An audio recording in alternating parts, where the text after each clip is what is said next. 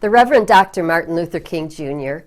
delivered a sermon on February 4th, 1968 at Ebenezer Baptist Church in Atlanta, Georgia, just 2 months before he was assassinated. It is called The Drum Major Instinct, and the heart of it is as relevant today as it was 52 years ago. So today I'd like to begin as he did by reading the beginning of that sermon.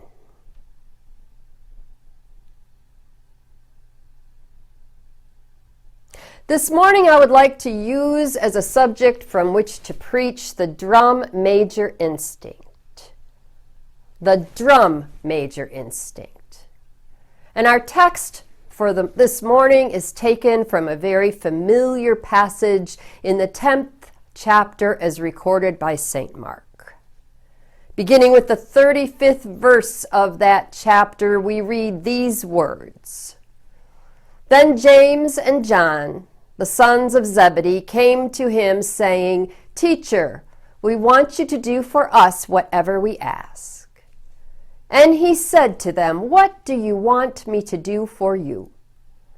They said to him, Grant us that we may sit, one on your right hand and the other on your left in your glory.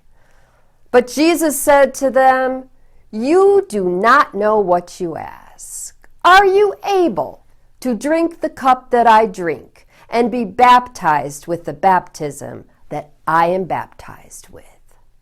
They said to him, We are able. So Jesus said to them, You will indeed drink the cup that I drink, and with the baptism I am baptized with, you will be baptized. But to sit on my right hand and on my left is not mine to give, but it is for those for whom it is prepared. And when the 10 heard it, they began to be greatly displeased with James and John. But Jesus called them to himself and said to them, You know that those who are considered rulers over the Gentiles lord it over them, and their great ones exercise authority over them. Yet it shall not be so among you. But whoever desires to become great among you shall be your servant. And whoever of you desires to be first shall be servant of all. For even the Son of Man did not come to be served, but to serve, and to give his life a ransom for many. The setting is clear.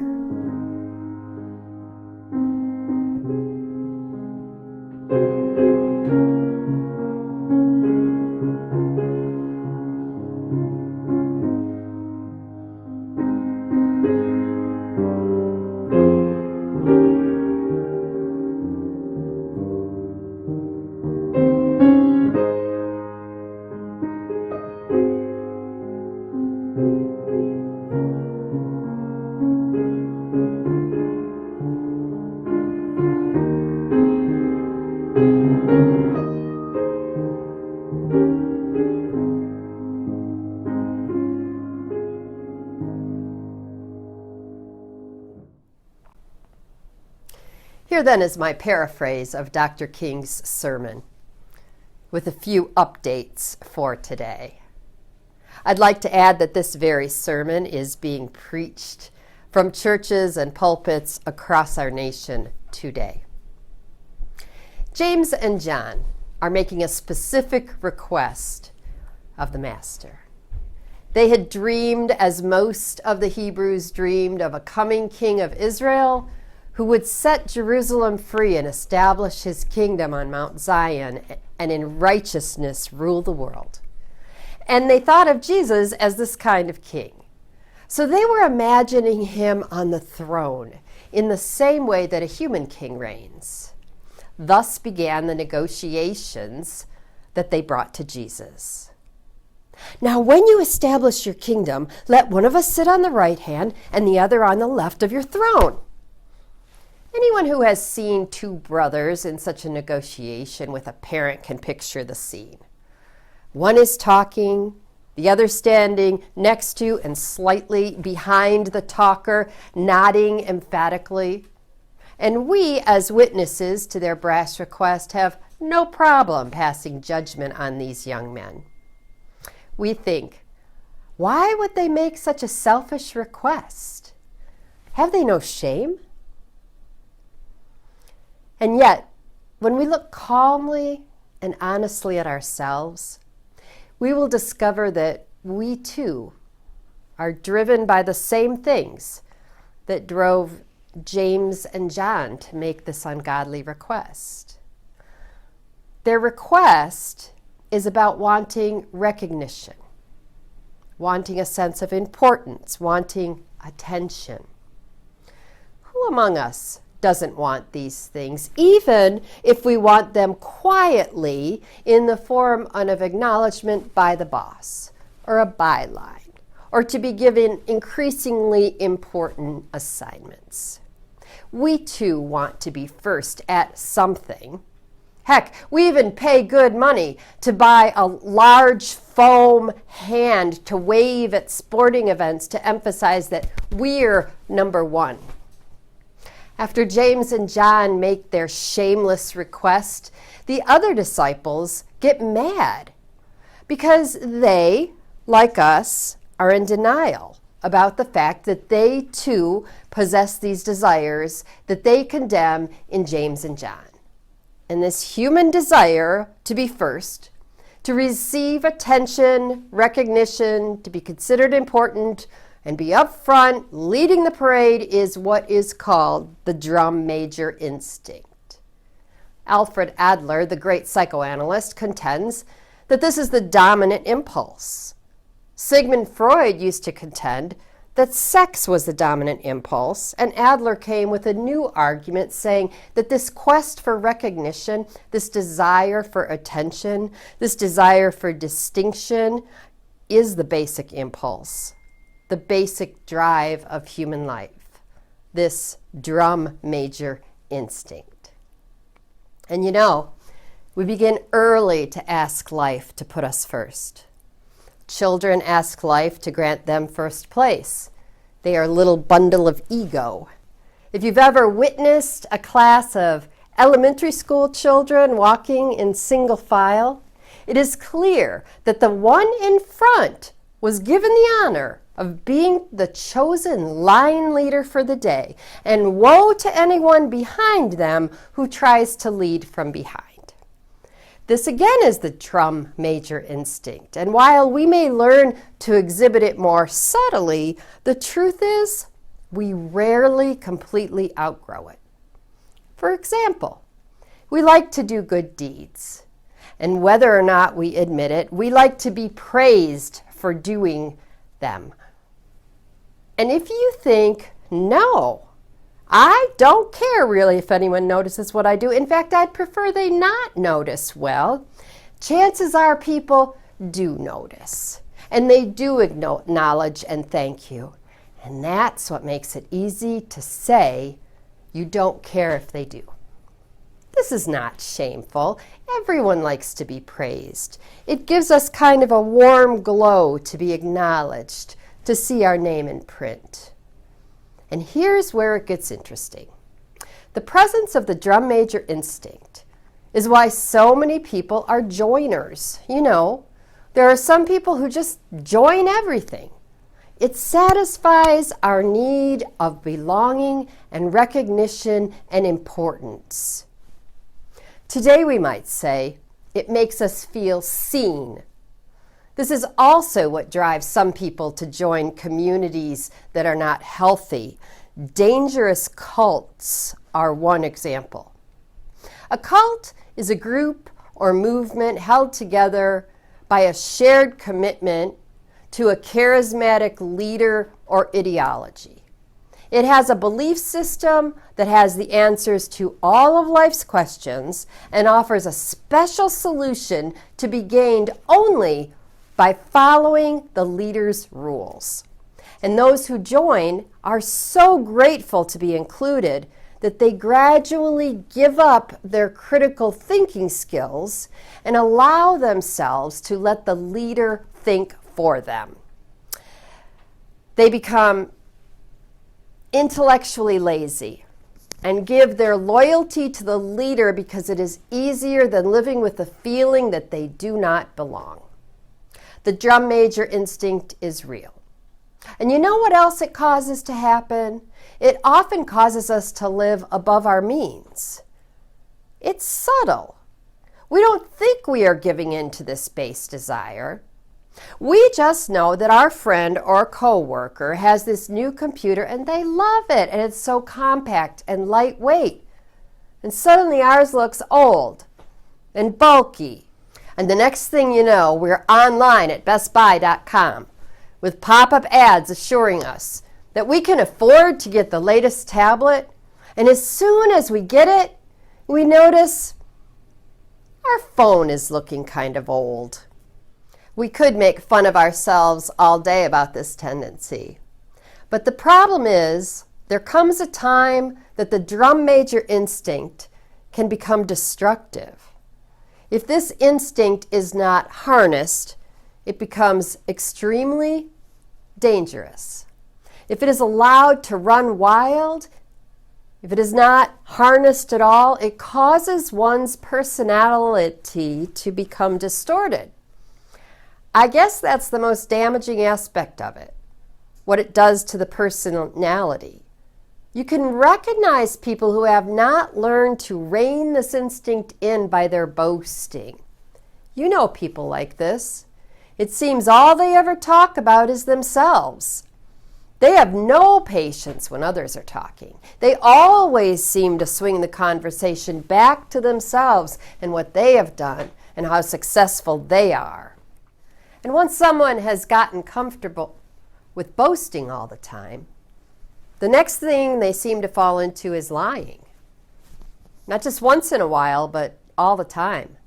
Suddenly they are talking about how they are good friends with every celebrity and every head of state and every millionaire. And finally, this instinct, left unchecked, causes one to engage ultimately in activities that are merely used to get attention. Criminologists tell us that some people are driven to crime because of this drum major instinct. They don't feel that they are getting enough attention through the normal channels of social behavior, and so they turn to antisocial behavior in order to get attention, in order to feel important. So they get a gun. And before they know it, they robbed a bank in a quest for recognition, for the desire of feeling important. And if you couple the fact that they now have a weapon, or perhaps in today's world, an entire arsenal, with their desire for belonging and recognition, it's easy to see how militias and hate groups are formed. Groups whose sole purpose is to gain recognition for themselves and diminish others. This last part, when a person ends up trying to push others down in order to push themselves up, creates a most dangerous individual. These are the kind of people who become white supremacists. These are people who subscribe to anti-Semitism. These are people who believe LGBTQIA folks should not have the same rights as heterosexuals. These people do not take no for an answer because they believe their importance puts them above the law and that their desires trump the desires of anyone else. And this is the trajectory from boasting to lying to antisocial behaviors to ensure they will continue to be recognized and to make sure that the spotlight always remains on them. They begin to spread evil, vicious lies about others because they cannot tolerate sharing praise or acknowledging the achievements of other people. And now, snobbish exclusivism takes hold.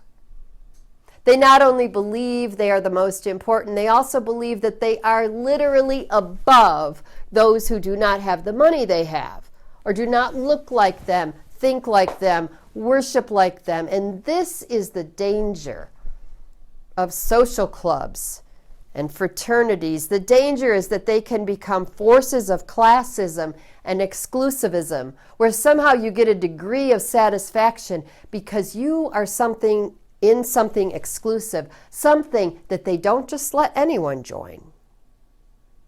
And the truth is, that can happen with the church too. I've been to churches, and they say, we have so many doctors, so many school teachers, so many lawyers, so many business people in our church. And it's fine because doctors need to go to church, and lawyers, business people, teachers, politicians, they ought to be in church. But they say that even the preachers sometimes will go all through that. They say that as if the other people don't count. And the church is the one place where a doctor ought to forget that he's a doctor. The church is the one place where a PhD ought to forget that she's a PhD. The church is the one place that the school teacher ought to forget the degree they have behind their name. The church is the one place where a lawyer should forget that she's a lawyer. When the church is true to its nature, it says, whosoever will, let him come. And it does not indulge the perverted uses of the drum major instinct. It's the one place where everybody should be the same, standing before a common Savior. And a recognition grows out of this, that all people are siblings because they are children of the same God. Now, the other thing is that this leads to tragedy. A lot of the race problem grows out of the drum major instinct. Racism comes from a need that some people have to feel superior, a need that some people have to feel they are first, and to feel that their white skin ordained them to be first. And they have said this over and over again in ways that we see with our own eyes. King says, in fact, not too long ago, a man down in Mississippi said that God was a charter member of the White Citizens Council. And so God being the charter member means that everybody who's in that has a kind of divinity, a kind of superiority. And think of what has happened in history as a result of this perverted use of the drum major instinct. It has led to the most tragic prejudice, the most tragic expressions of man's inhumanity to man. Dr. King tells this story. We were in jail in Birmingham the other day, and the white wardens and all enjoyed coming around the cell to talk about the race problem.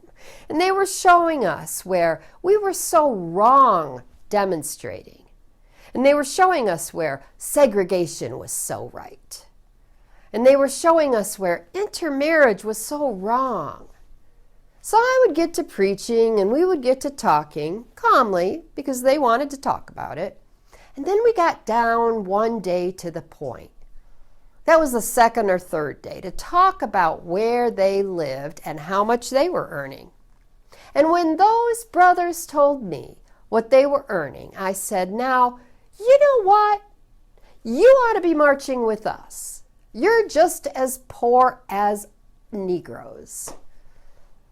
And I said, you are put in the position of supporting your oppressor because through prejudice and blindness, you fail to see that the same forces that oppress Negroes in American society oppress poor white people. And all you are living on is the satisfaction of your skin being white. And the drum major instinct of thinking that you are somebody big because you are white. And you're so poor you can't send your children to school. You ought to be out here marching with every one of us every time we have a march. Now that's a fact. That the poor white has been put into this position where through blindness and prejudice, he is forced to support his oppressors. And the only thing she has going for her is the false feeling that she's superior because her skin is white and can't hardly eat and make her ends meet week in and week out. And not only does this thing go into the racial struggle, it goes into the struggle between nations. And I would submit to you this morning that what is wrong in the world today is that the nations of the world are engaged in a bitter, colossal contest for supremacy.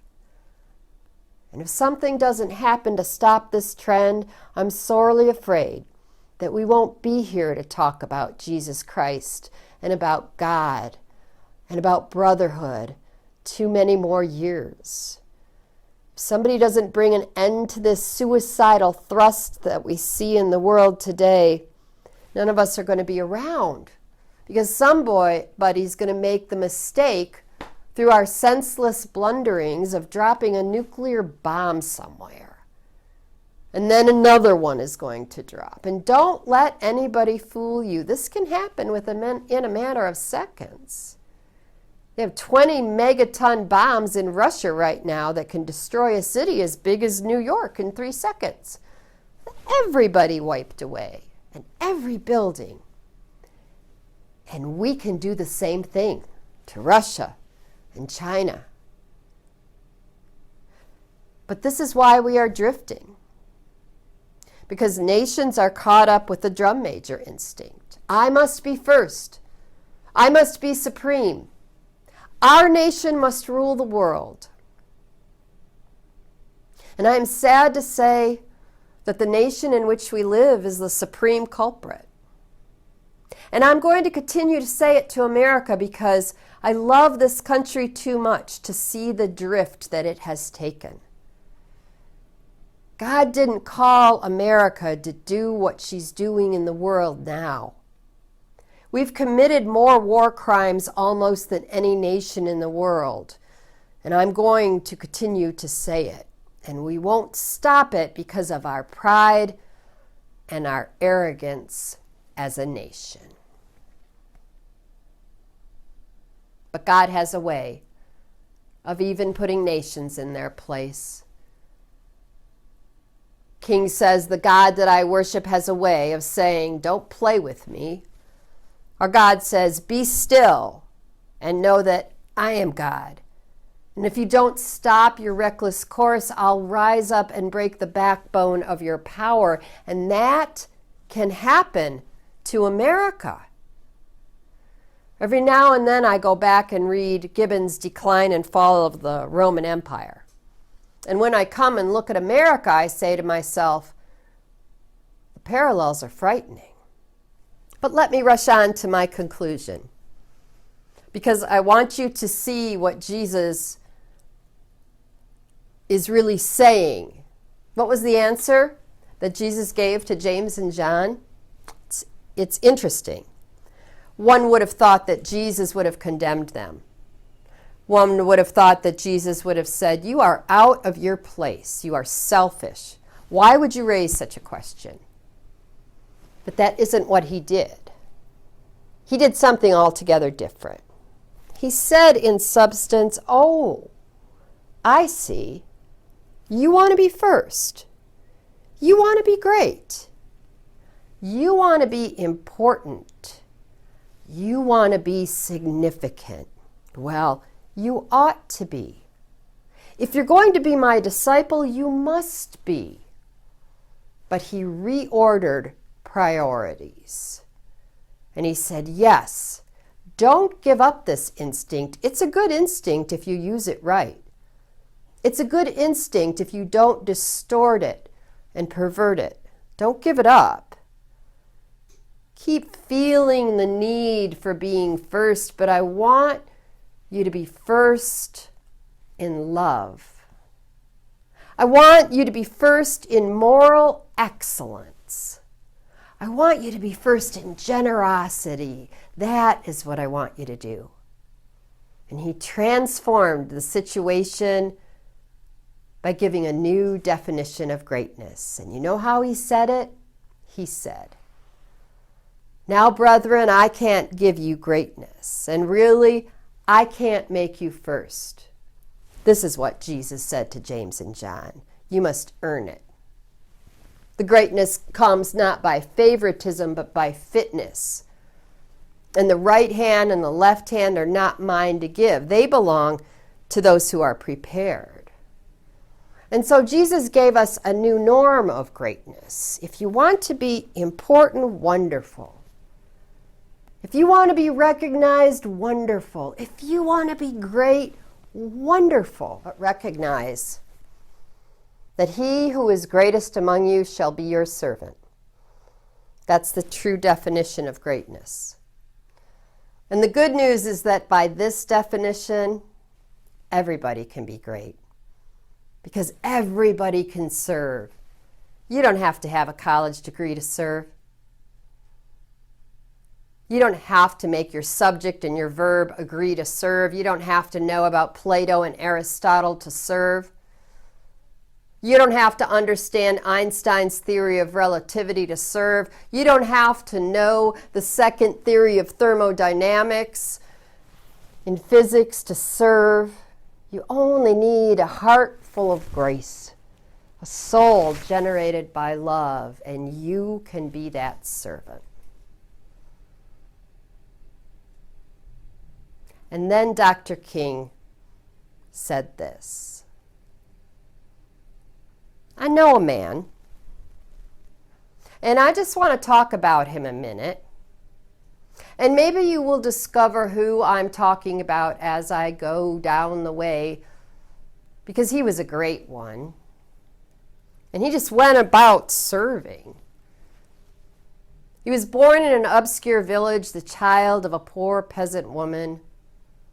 And then he grew up in still another obscure village where he worked as a carpenter until he was 30 years old. Then for 3 years, he had just got on his feet, and he was an itinerant preacher, and he went about doing some things. He didn't have much. He never wrote a book. He never held an office. He never had a family, never owned a house, never went to college, never visited a big city, never went 200 miles from where he was born. He did none of the usual things that the world would associate with greatness. He had no credentials but himself. He was only 33 when the tide of public opinion turned against him. They called him a rabble-rouser. They called him a troublemaker. They said he was an agitator, an instigator. He practiced civil disobedience. He broke injunctions. And so he was turned over to his enemies and went through the mockery of a trial. And the irony of it all is that his friends turned him over to them. One of his closest friends denied him. Another of his friends turned him over to his enemies, and while he was dying, the people who killed him assembled to gamble for his clothing, the only possession he had in the world. When he was dead, he was buried in a borrowed tomb through the pity of a friend. 19 centuries have come and gone. And today he stands as the most influential figure that ever entered human history. All of the armies that ever marched, all the navies that ever sailed, all the parliaments that ever sat, and all the kings that ever reigned put together have not affected the life of man on this earth as much as that one solitary life. His name may be a familiar one, but today I can hear them talking about him. Every now and then somebody says, "He's King of Kings." And again I can hear somebody saying, "He's Lord of Lords." And then I hear someone say, in Christ there is no east nor west. And they go on and talk about him. In him there is no north or south, but one great fellowship of love throughout the whole wide world. He didn't have anything. He just went around serving and doing good. And this morning you can be on his right hand and his left hand. If you serve, it's the only way in. Every now and then, I guess we all think realistically about that day when we will be victimized with what is life's final common denominator. That's something that we call death. We all think about it. And every now and then I think about my own death and I think about my own funeral. And I don't think of it in a morbid sense. Every now and then I ask myself, what is it that I would want said? And I leave the word to you this morning. If any of you are around when I have to meet my day, I don't want a long funeral. And if you get somebody to deliver the eulogy, tell them not to talk too long. And every now and then I wonder what I would want them to say. Tell them not to mention that I have a Nobel Peace Prize. That isn't important. Tell them not to mention that I have 300 or 400 other awards. That's not important. Tell them not to mention where I went to school. I'd like somebody to mention that day that Martin Luther King Jr. tried to give his life serving others. I'd like for somebody to say that day that Martin Luther King Jr. tried to love somebody. I want you to say that day that I tried to be right on the war question. I want you to be able to say that day that I did try to feed the hungry. And I want you to be able to say that day that I did try in my life to clothe those who were naked. I want you to say that I did try in my life to visit those who were in prison. I want you to say that I tried to love and serve humanity. Yes. If you want to say that I was a drum major, say that I was a drum major for justice. Say that I was a drum major for peace. I was a drum major for righteousness. And all of the other shallow things will not matter. I won't have any money to leave behind. I won't have the fine and luxurious things of life to leave behind. I just want to leave a committed life behind. If I can help somebody as I pass along, if I can cheer somebody with a word or song, if I can show somebody he's traveling wrong, then my living will not be in vain. If I can do my duty as a Christian ought, if I can bring salvation to a world once wrought, if I can spread the message as the Master taught, then my living will not be in vain. Yes, Jesus, I want to be on your right or your left side. Not for a selfish reason. I want to be on your right or your left side, not in terms of some political kingdom or ambition, but I just want to be there in love and in justice and in truth and in commitment to others so that we can make of this old world a new world.